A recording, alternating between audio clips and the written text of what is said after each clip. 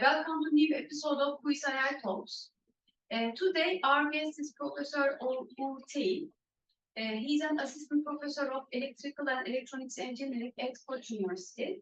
He received his Bachelor of Science at 2015 and master's degree in 2018 from Bilkent University. After completing his PhD in photonics in 2021 at EPFL, he pursued his postdoctoral studies at Caltech. His research interests include optical computing, photonic neural networks, fiber optics, ultra-fast lasers, and imaging. Today, he will present the field of photonic neural networks and their efforts to provide scalable, energy-efficient, nonlinear optical computing frameworks for machine learning studies.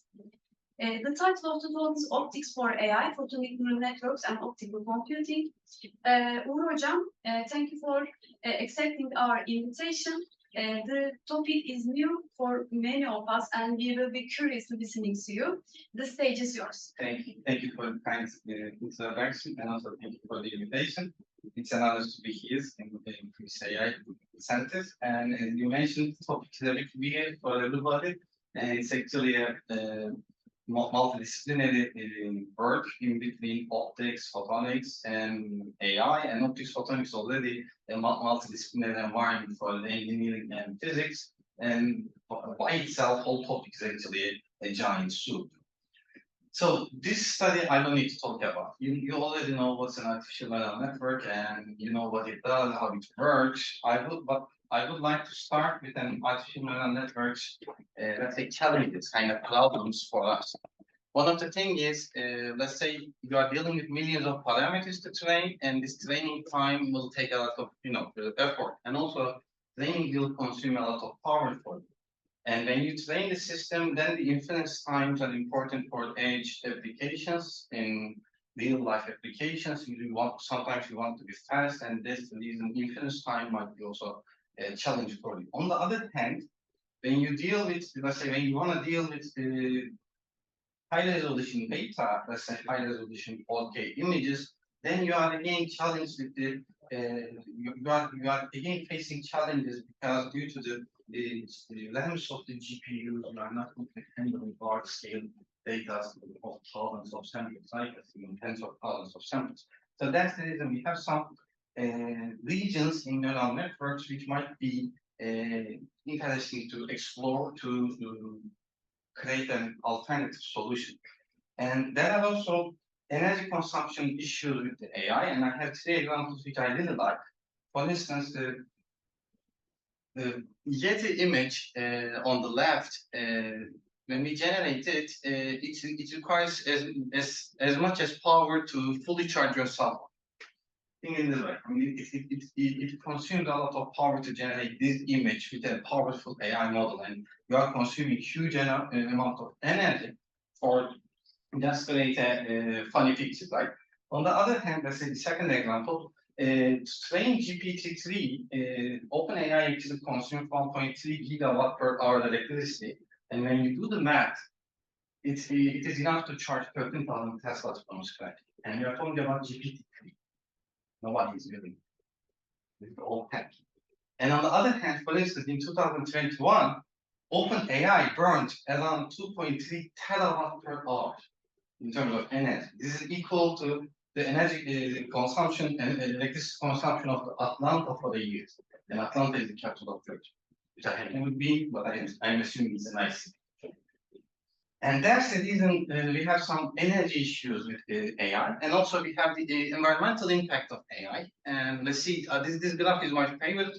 As you can see, this shows that in terms of tons, how much CO2 emission you actually generate. For instance, if you travel from New York to San Francisco, this is the with air, this is the CO2 you will generate, the lowest in the bottom.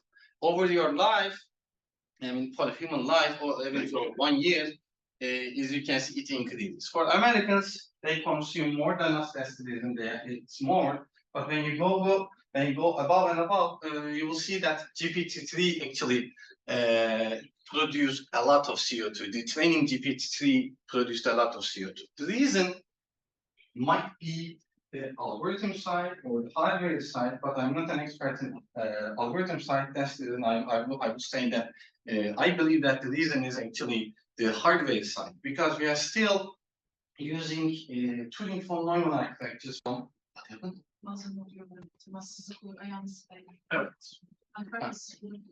Okay.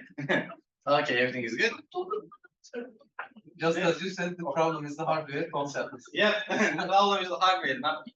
And as you can see, we are still using tuning von Neumann architectures from 1940s, and these guys are power-hungry processors. And if you want to advance our civilization, and if you want to continue living in this planet, we have to change something, right? And what kind of changes we can do? Well, before going to this optics, why optics or computing, yeah, I would say that one of the advantages of neural networks are they are robust against noise and they are robust against imperfections. Let's say it's actually a good thing for us in terms of analytical, in terms of analog computing. For instance, all this stuff which we covered so far is related with computers, right? These are the digital stuff. And when we want to do analog computing, actually analog computing is ancient, but there's a problem with it. The problem is, in computer, if you want to make one, it's always one. But in analog systems, if you want to make one, sometimes it's 0.9, sometimes it's 1.1. So it's not exact. And that's the reason it's not good for lots of computing applications. But for neural networks, analog computing is actually an ideal platform to study. And among the various types of analog computing approaches, I will talk about optical computing, because optics have lots of advantages, such as high parallelism, intelligent computation, which we will be talking about that, light speed calculations, of course, and I will tell you about energy efficiency. And optics also introduce large bandwidth, scalability, integration with existing communication systems. You can see the internet works with that. Like this fibers. By the way, I have fibers here. If you are wondering, please check them. Listen, I have those fibers. These are my handmade fibers. Where is the camera? These are my handmade fibers, which I did during my master's. These are commercial normal type fibers, and they are covered with polymers from the standard. As you can bend it, looks like a fishing hook, but these are real fibers. You can circulate that out to them if somebody wants to see it. And let's say that's it. And as I said, thanks to the fiber optics, we have the communication, easy integration with the communication systems. And in optical computing, you can come up with innovative architectures. These are the parts which I really want to go with it. I really want to go to the details, because I would like to at least at the end of this talk, I would like you to remember only this one. The rest of it is actually it might be fancy, but this part is my favorite part. Optics is good for computation, because optics perform computation intrinsically. My favorite example is if you take a light source, if you focus with a lens will take Fourier transform. And for taking Fourier transform, you will not spend any energy at all. Literally, if you have an image on the, let's say, if you have a lens with a focal length of 5 centimeters, what will happen after the lens, after 5 centimeters, you will see a spot, right? If you measure this spot, what you will see is just before the 5 centimeters, just 5 centimeters before the lens, actually you have an image, right? This image is actually fully transformed in the focus. This is an intrinsic calculation example of an optics, okay?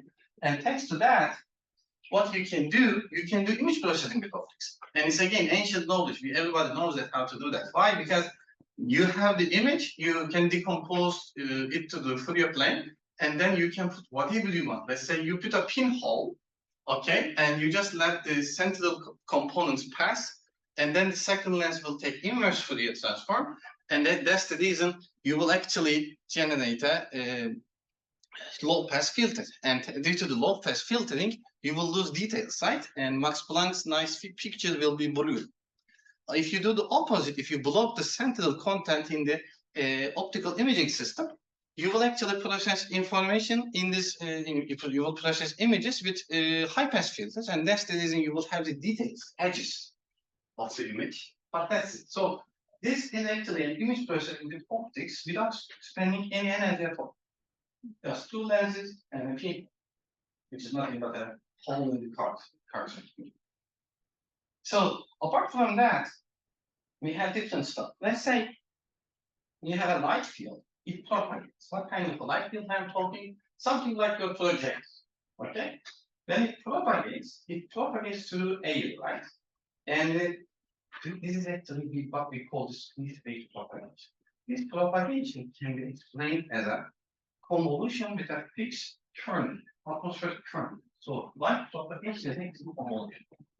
And if you propagate this light to a blue material, such as structure, what will happen? You will actually multiply your field with a random basis, depending on the thickness, matrix properties. Okay. So if you have cascaded thin diffusers, we call them diffusers, but these are just gluey, let's say, semi-transparent material, you will have lots of multiplication and convolution. And of course, in optics, we have weird components such as light modulators. These guys helps us to change the spatial distribution of light. Let me give you an example. What is this? This is a laser. It's a nice light, right? And it has a Gaussian beam profile. It looks like a circular nice thing. If you measure in 3D, it's actually got Gaussian beam. We have components such as special light modulators and also digital macromirror device. These devices are actually projectors technology devices. If you take this projector and open it, you will see 3 special light modulators inside. Okay? And what they do is, they are actually computer to optic interfaces for us. And you can just connect your computer and HDMI, and you can use it like a second screen, and you can show something to second screen. Second screen is SLM for us, okay? And then the light hits these guys, you can change the distribution of light instead. So from the Gaussian beam profile, you can get Albert Einstein specs without much of a hassle. It's a simple thing to do. So you have tools to write digital information to optics. You have mathematical operations in optics, and most of the time you don't consume a lot of power. So that's the reason optical computing is a thing since 1960s. And if you want to make a computer, if you want to make an optical computer, it's actually easy. You just need a light source. And in this diagram, for the sake of simplicity, you just need an SLM or DND, just to shape the light in terms of what you want. And it requires a connection with a computer, right? But it can be a tiny single board computer. And then you can encode raw information to the optics. And then with optical components, which are nothing but expensive Lego pieces, you can build a path. And this path will do whatever you want, of course, in the limits of the optical components. Okay? And at the end, you can record the optics with a detector or the optical information, optical processed information with a detector or a camera, and you can use it for whatever you want. Okay? This is one of the simplest platforms to make an optical computer. And as I mentioned, optics has a how should I say, weird history with AI. The upper part is an oversimplification of the selected papers of AI, and the bottom part is actually optical AI. My favorite example is from 1982. Hopfield demonstrated Hopfield network in 1982, and 2 years later, Schultz and Fathat from Caltech demonstrated the optical version of Hopfield. So just in 2 years. And of course, around 90s, they had some weird crystals to have weird nonlinear functions. And then later, there's a giant winter. And after the 2010, again, we have a new, let's say, a wave in optical computing. And now we are continuing with it. And as you can see, It's actually kind of old topic. Actually, I brought you a book from 1991, Optical Computer Architectures. And this is older than from 1990. In this way, it's an old one. So let me give you a couple of examples. For instance, as I mentioned, this is an old topic, and it's better to pay homage to these preliminary studies. The first example was this optical implementation of whole field network was nothing but a LED array, a mask, and photodirected array. In LED array, by opening a terminal and closing, they encode information defined. And with the mask, they perform multiplications, they update the mask for you, they train the mask. And then after the training process, which is actually changing and defining what kind of a mask you want, then if you want to work with it, when you send a new thing, it will work for you, right? And this was the easiest, simplest example. Later, they wanted to update the mask with optics, and they come up with weird adaptive neural networks or adaptive optical networks using photoreflective crystals. These are just some sort of crystals. When you shine light, it changes its orientation. And then if you, let's say, send cat, you want to have a signal here to define cat. If you send dog, you want to get the signal here. And then you can train this holographic medium, you can change it, you can find an orientation in a way. When you send a new image, if it is dog, it will be here. If it is cat, it will be here, right? This was the simplest examples. And again, all examples from the 1980s.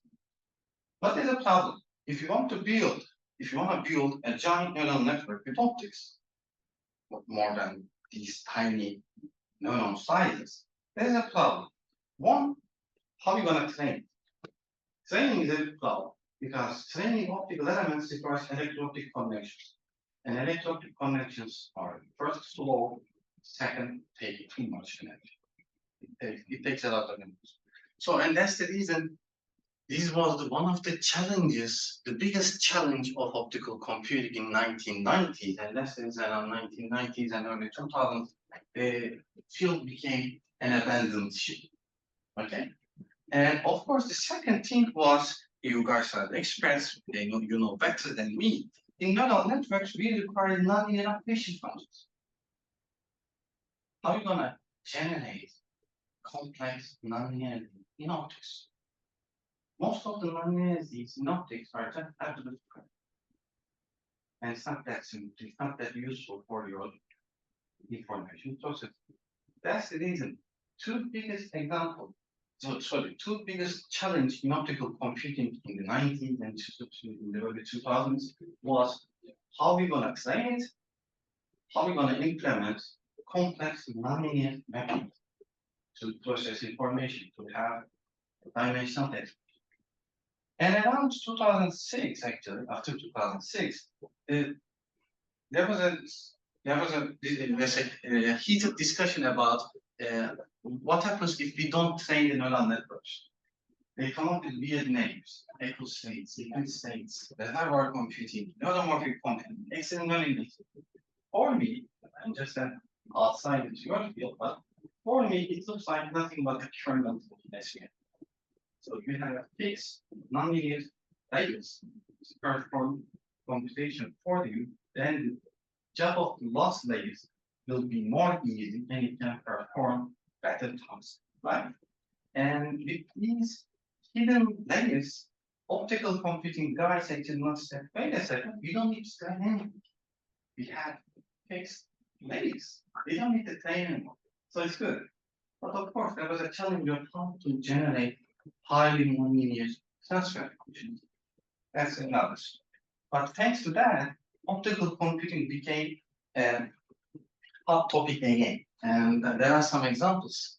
For instance, similar to Psaltis' 1987 paper, Professor Aydoğan Özcan actually demonstrated an alternative, and he had a 3D printed diffractive layer. This is it. They design layers in computing. It's optical simulations. But these layers are actually this random lattice you can multiply your light field. And with cascading these layers, they actually generate deep diffractive neural network. This is what they do. How it works is, if you send a light field, which looks like 2 in space, after passing through these layers, at the end, most of the light will go to the designated region, which means 2. If you send 9, it will be on the other end. So this is actually a completely diffractive optical element, and it's computer-assisted design. And they come up with this, and they call it all optical neural network. Of course, it can be debatable where's the nonlinearity part, but to be honest, the nonlinearity is not here. Nonlinearity is in detectors. Detectors in optics, cameras, normal detectors, whatever you want, measures absolute square of detectors. It's optics, it's a complex field, it measures things. But the nonlinearity is that. And we have also another example, optical random projection, which is nothing but based on Johnson-Lineage transform.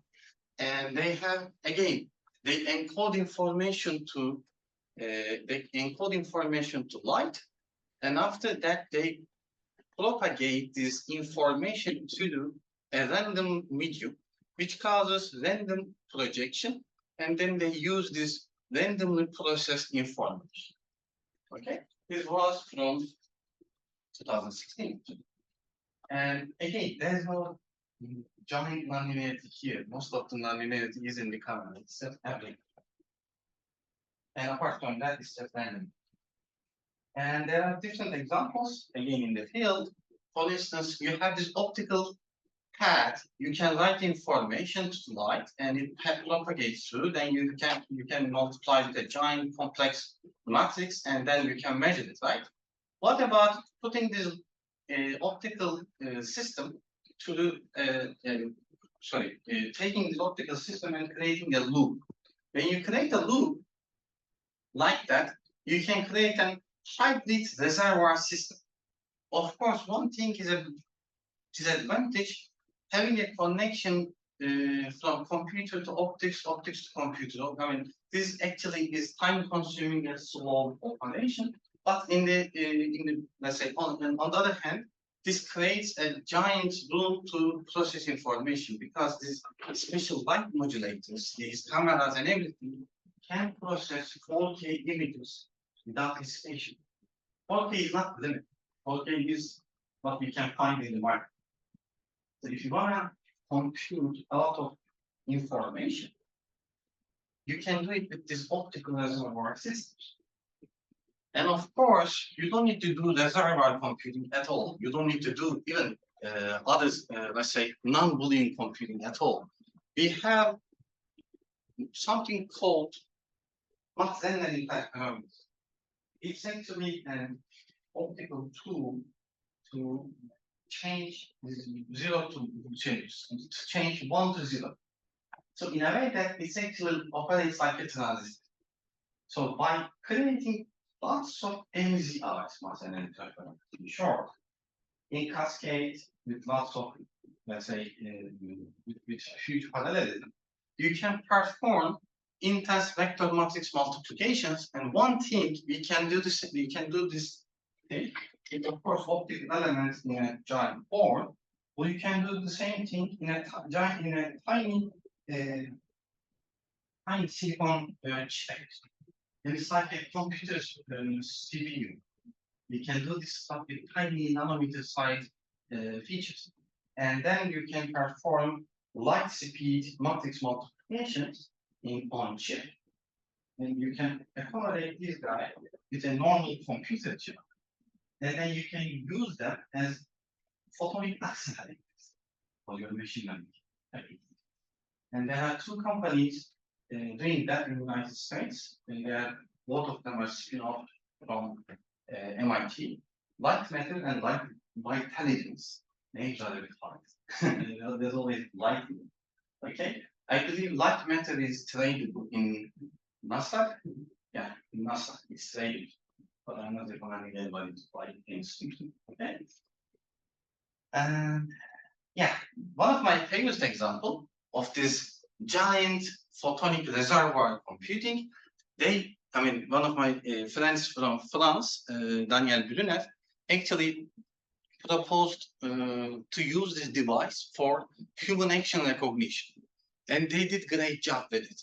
Of course, the processing part is a bit heavy in the beginning and also at the end, but the optical computing part helped a lot. And in 2019, when they compared the system with the literature, they had one of the best results. So what I'm saying is, with these examples, optics can perform calculations easily, and optics offers you a high resolution computing thanks to this 4K SNMs and DMBs. So it's KTH. Yes, Data set. yes. KTH is not high resolution.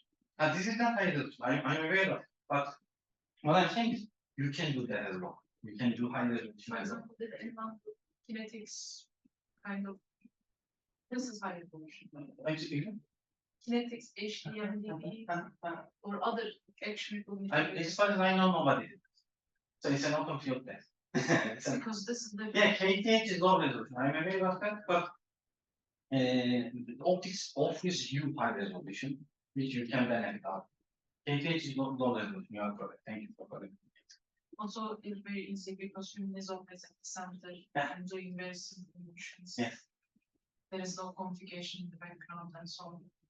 I mean, computer vision people don't use it. Yeah, I know. Because of Fourier. I know. Thank you. This is the part. You will see in examples. They will use really, let's say, simple analysis, simple data perfectly done in your field. For instance, you will see if you Google if you search optical computing papers, you will see everybody is using EMS. And nobody's using EMS anymore, right? I mean, EMS is already simple data set. I mean, we are forcing people to not use it. I mean, at least change the patterns, right? It's kind of hard. But this is the thing. This is a field of engineering in electronic engineering and physics, and they are not good in terms of AI part. And that's the reason they use, let's say, examples are baby steps. And in the whole field. Let me after these kind of examples and introduction, let me go back to what we do, okay, and what I did and what I'm doing here in Koç University. To be honest, I like this slide. Maybe it might offend some people, I hope not. It's an oversimplified version of AI for me. When I was learning about this machine learning business for my lasers, optics perspective, without even thinking about optical computing. I had no idea about optical computing at that time. I'm talking about 2017, 18. I had no idea about optical computing. I just wanted to use neural networks in my optics studies because my optical setups were nonlinear. And one of the good numerical tools to learn and control nonlinear systems is neural networks. Right? They can learn nonlinear let's say, relations between input and output. And that's the reason I wanted to learn this stuff. And I was learning from this book, from Yaser Mustafa, my favorite book, Learning from Data. And actually, Yaser is also the professor Abu Mustafa. Yaser Mustafa is also one of my academic brothers. He was the first PhD student of my PhD student. This right? So when I was learning this, when I was reading from this, when I see this, all this nonlinear activation function business as a simplified figure, you have the data set rather than attacking the data set immediately. With these nonlinear functions, you actually process this information and map to another space. Let's call it Z space. And thanks to the nonlinear mapping, either you will get some accumulation or you will get some dimensionality expansion, and then the last layers of the neural network will do great job. When I did this, because I'd like to understand also the reason why I was trying to understand the essence of neural network is at that time when I was trying to learn, everybody was telling me neural networks are black box. So, just shove the data and it will learn. Don't worry. But I wanted to learn how these guys actually learn. And when I learned this, my question was, wait a second, I have highly complex, strong optical nonlinear systems. If I send information through them, will they process information as neural network did? Okay? When I asked this question, I had no idea about the history of optical computing. Let me tell you a fun fact. I had no idea about Dimitri Psaltis, my PhD supervisor, was the first guy and studied about optical computing in the 1980s. Because since 1990s, he wasn't doing anything about this field. That's the reason he never mentioned. And I had no idea about the field, and I didn't know. I started to work on optical computing without knowing my own PhD supervisor is actually the first guy to start that thing. It is the biggest thing in my life. So anyway, my optical system was nothing but a piece of fibers, which you have it like around there, something like that. And what I did is I have this special light modulator. It can change the spatial distribution of light. I can encode information to the light, right? And I am sending a laser pulse. And I'm saying pulse because it's a laser with repetitive pulse.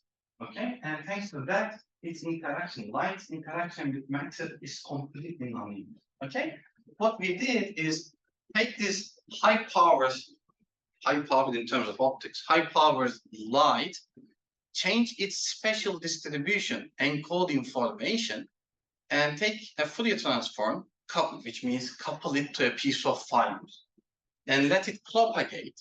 And this propagation will be highly nonlinear. What kind of nonlinearity we are talking about? This is an optical nonlinear equation. We call it nonlinear Schrödinger equation. And how complex is it? Let me tell you this. Mathematics-wise, we know that there's no analytical solution. I'm not saying we don't know how to solve. I'm just saying there's no analytical solution.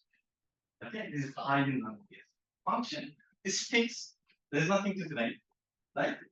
And when you send information in terms of A, let's say, you will propagate in the fiber with this equation, and at the end of the fiber, you will have a meaningless weird distribution, not something you send. What you send is meaningful information, let's say data, raw data, right? The output is, you have no idea what's, okay?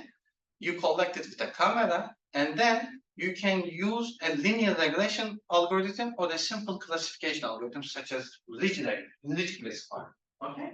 So this is the whole photonic neural network. Of course, the last layer is digital. It's in the tiny Raspberry Pi, okay? But the front part is actually, front end is actually optics. And of course, the mathematics is something more serious for the optics people, but I'm going to skip that. The examples, one of the first examples was sync data set. Sync is, meaningful, but for a meaningless data set for you guys. I know it's just sync, X and Y, and all the data is sync. It's computer generated artificial data, right? And if you apply linear regression to sync, what will happen? It will be, it will not be a good fit. Because linear regression cannot solve nonlinear relations, right? And it will be a line in the middle if you apply linear regression to sync. Okay? But what we did, we take this sync data sets X values and send it through the fibers and collect the fiber output. Now, rather than X values, which is B minus pi and pi, we have some large distributions instead. And we apply linear regression and to see what kind of a fit we have. Okay? And as you can see, with increasing optical powers increases, increasing optical power means that the nonlinearity of the system increases. Okay? With increasing nonlinearity, the sync fit became better and better until a certain point, and we have another effect which kills our mapping. Okay, it causes many to one mapping, and that's the reason the sync fit gets worse and worse. But let's say around 3.4 kilowatt peak powers, we had a nice fit, right? This was a proof of concept example for me to see that my fibers can perform nonlinear mapping. Okay, and later we did age predictions, and just for fun, I'm just using our own images to we used our own images and asked the ages of ourselves at that time to the optical neural network.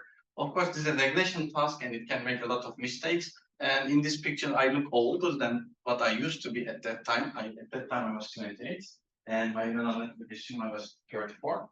And Ilker and Mustafa's ages are not bad. And later we tested with classification of audio files. Now you have a data set of, let's say, 3,000 audio files, okay? And they contain ones, zeros, digits as audio form. We take these audio files, convert to math spectrograms, because math spectrograms are two-dimensional information. It can easily fit to our spatial light modulators, and send through the fibers. And then we get the output and apply classification. Okay, simple classification. And what we get is for what's the digit, we get around 94.5 test accuracy. And for the who was the speaker's question, we get around similar 95% accuracy for the test accuracy. And at that time, there was something called COVID, and we also tested a COVID data set. And I believe this data set is a bit ugly. It contains X-ray images from different hospitals and lots of markings and notes from doctors. It's a bit challenging data set. And as you can see, with increasing optical power, which means with increasing nonlinearity, we can increase the accuracy, and the test accuracy was around 83% at that time. And well, this is what it looks like. This was the first optical neural network with hardcore nonlinearities, strong nonlinearities. And let me show you. Light comes from here, hits the special light modulator, and carries your information you sent from the computer side. And it passes through this piece of fibers. And then at the end of the fiber, you collect it with the camera and perform whatever you want to perform. Okay? This was the photonic neural network with strong nonlinear connections. And one of the advantages of this guy was overall it consumes 65 watts. When you compare it to GPU, just GPU itself is already 10 times more. You see? And when you compare this guy in terms of different neural networks in computer part, let's say we have ELM, extreme learning machine, and we have CNN with fixed neural network, fixed connections, and randomly initialized fixed connections. And for both of them, our system, which is called Solo, because we are computer geeks, and we like Star Wars, right? It sounds Solo. Actually, it's short for scalable optical learning algorithm, which is the title of our paper at that time. And as you can see, Solo always performs better than the fixed digital counterparts. Okay? And it was in the cover of Nature Computational Science. We got a patent out of it. And when I was doing my postdoc in Caltech, one day I received an email from The Economist, and they wanted to have an interview about this, because optical computing is hard, right? And later, we actually find a way to program this optical computers. By programming, what I mean is use a background pattern to have a control over the data, superimpose them and pass it through the fiber, and optimize this background pattern for a better accuracy. Okay, and when we do that, we tested with fashionableness and with programming and without programming. Of course, it improved, but not much. From 72%, it improved 77% for fashionableness data set. But one good thing is we could perform all optical computing, which means that we get rid of the lost classified layer in the computer side. We trained the system in a way that if you send COVID patients X-ray, maximum intensity will be in a certain region on the camera. If the patient is not COVID, it will be on another region. By just checking where is the maximum intensity on the camera, with all optically, we can classify the task. Okay, and this is a study, another study which we did here in Koç University. If you are wondering, you can check the optical system. It's downstairs in the first floor. And this is called programmable optical random neural networks. And as I mentioned, we need these nonlinear functions, right, to have this dimensional expansion and other benefits. One thing is nonlinear optics also requires power, because nonlinear optics requires kilowatt peak powers, and for kilowatt peak powers you need some certain level of electricity and normal power, and that reason it can be actually cumbersome. And we were wondering about what happens if we use just normal laser, like a pointer which I'm holding, right? Because these guys are low power. And if I encode information to this guy, and if I use it for my optical computing, I will consume less and less power than what I have. And here, unfortunately, the connections will be most of the time linear.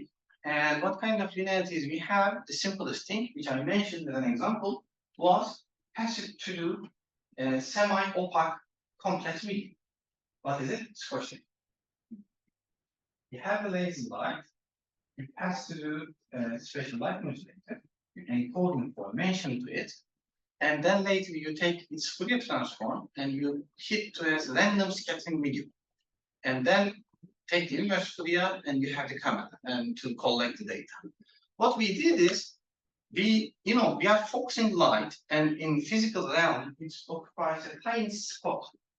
And we built a 3D printed wheel with a Scotch tape covered, okay?